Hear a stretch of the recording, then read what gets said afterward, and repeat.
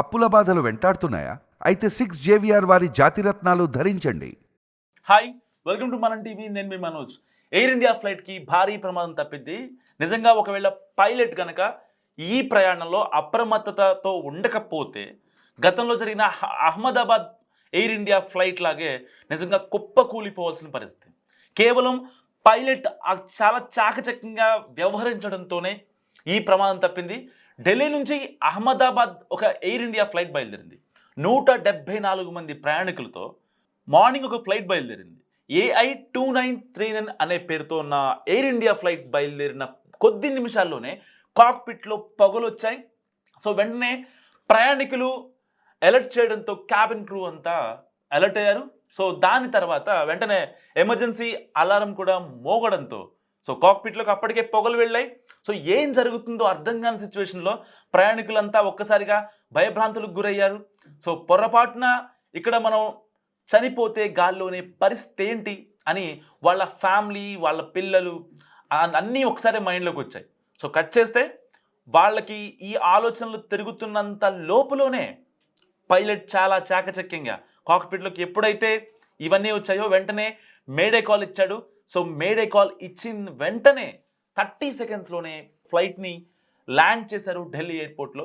ఒకసారి మీరు విజువల్స్ చూసుకోవచ్చు ఆ ఫ్లైట్ ఎలా ల్యాండ్ అయిందో, ఎంత ఎమర్జెన్సీగా ల్యాండ్ అయిందో. నిజంగా ఫ్లైట్లో తిరగాలి అంటే నిజంగా ప్రయాణికులు భయపడుతున్న పరిస్థితి. ఏదైనప్పటికీ నిజంగా ఆ యొక్క పైలట్ ఎవరైతే ఉన్నారో ఆయనకి నిజంగా కంగ్రాట్స్ చెప్పాలి.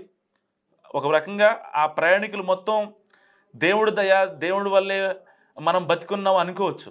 కానీ ఆ పైలట్ ఎంత చాకచక్యంగా నడిపుంటే, ఎంత చాకచక్యంగా ఫ్లైట్ని టేక్ ఆఫ్ చేసి ఉంటే అలాంటి అంటే అంతమంది సేవ్ అయ్యేవాళ్ళు ఒక నిమిషం ఆలోచించండి. ఏమాత్రం రిస్క్ తీసుకున్నా సరే 174 మంది గాల్లోనే కలిసిపోయేవాళ్ళు, అనంత లోకాలకు వెళ్ళిపోయేవాళ్ళు. నిజంగా ఆ మాట అంటానే నాకు కొంచెం ఇబ్బందిగా ఉంది. కానీ ఎంత ఇబ్బంది పడ్డారో ఒక నిమిషం ఆలోచించండి. ల్యాండ్ అవుతుందో లేదన్న టెన్షన్. అట్లీస్ట్ క్యాబిన్ క్రూ వాళ్ళని అలర్ట్ చేయట్లేదు. అంటే వాళ్ళు ఆల్రెడీ కాక్పిట్లో ఉన్న డ్రైవర్కో లేకపోతే వాళ్ళకి లైక్ ఇంటర్నల్ కనెక్టివిటీ ఉంటుంది కదా, ఇంట్రా కనెక్టివిటీ సర్వీసెస్ ఉంటాయి వాళ్ళ దగ్గర. సో వాటితో మాట్లాడుకుంటూ వాళ్ళు ఇక్కడున్న సిచ్యువేషన్ చెప్తా ఉన్నారు. ఇంతలోనే వెంటనే అసలు పైలట్ ఏమాత్రం ఆయన రిస్క్ తీసుకోలేదు. రిస్క్ తీసుకోకుండా వెంటనే చాకచక్యంగా ఢిల్లీ ఎయిర్పోర్ట్లో టేక్ ఆఫ్ అయిన కొద్ది నిమిషాల్లోనే వెంటనే ఫ్లైట్ని చాలా చాకచక్యంగా ల్యాండ్ చేయడంతో ప్రమాదం తప్పిందనుకోవచ్చు. పొర్రపాటున కనుక ఏదన్నా జరిగి ఉంటే నిజంగా చాలా దారుణం జరిగి ఉండేది.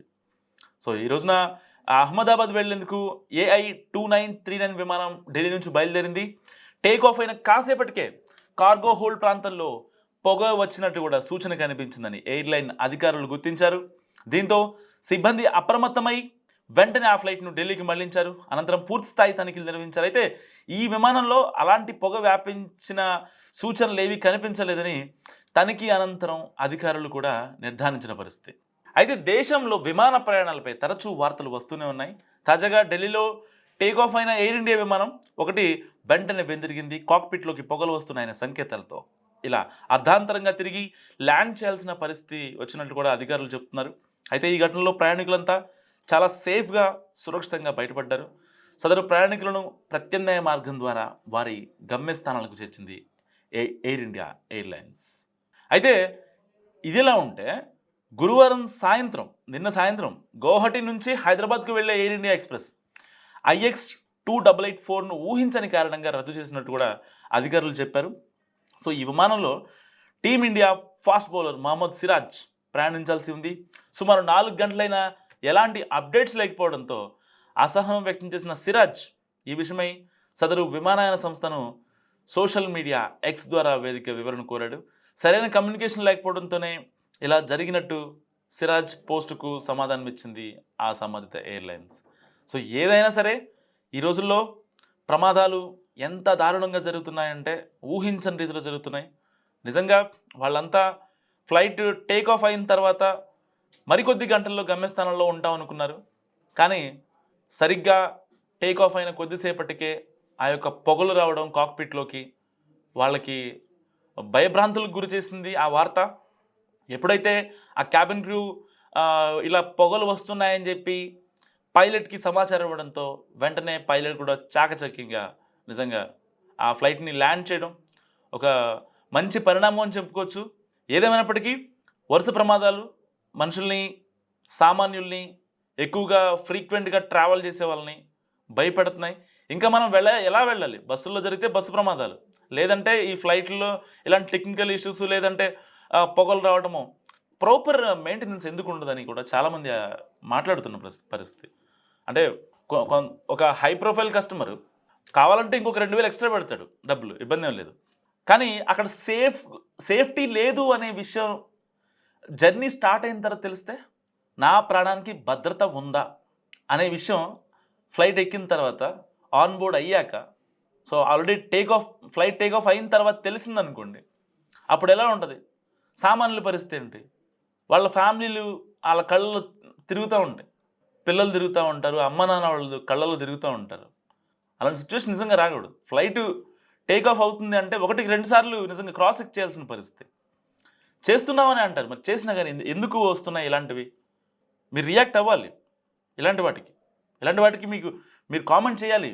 ద బెస్ట్ కామెంట్ని ఎవరో ఒకళ్ళు చూడకపోరు, డీజీసీ ఆఫీషియల్స్.